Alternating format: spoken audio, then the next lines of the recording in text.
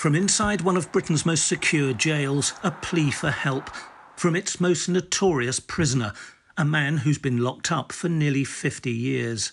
I'm 70 years old now, Martin. 70 years old. I've never murdered anyone. I've never raped anyone. What am I in jail for? People don't believe it. They think I'm a serial killer.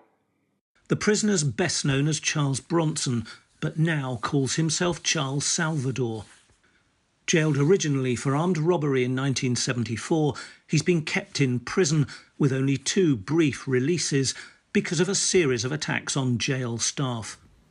Bronson's solicitor says he's reformed and is urging the Justice Secretary to grant a pardon. In a letter to Dominic Raab, he asks him to use his prerogative to free Bronson because he says he's made great progress in prison. He says in the letter, the evidence in excess of the last 5 years is clear that his risk of violence has significantly reduced. The argument is that if he's been able to demonstrate that he's not violent within very high-risk situations in custody towards staff, governors, etc., then the risk falls away if he's released into the public, because historically, whilst there was a risk to the public, it's never been as severe as towards prison staff and governors. But you accept that there is still a risk of him being violent if he were to be released? There is very good psychological research evidence that as someone ages, the risk of violence decreases. When someone approaches 70, the research shows that that drops off to 0. Now, he's at that age bracket. In 1999, Bronson took a prison teacher hostage for 2 days.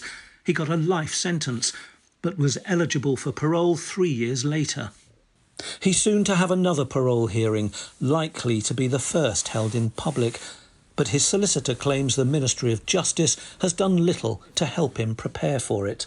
There's no independent scrutiny. Decisions are made on him by people that don't know him.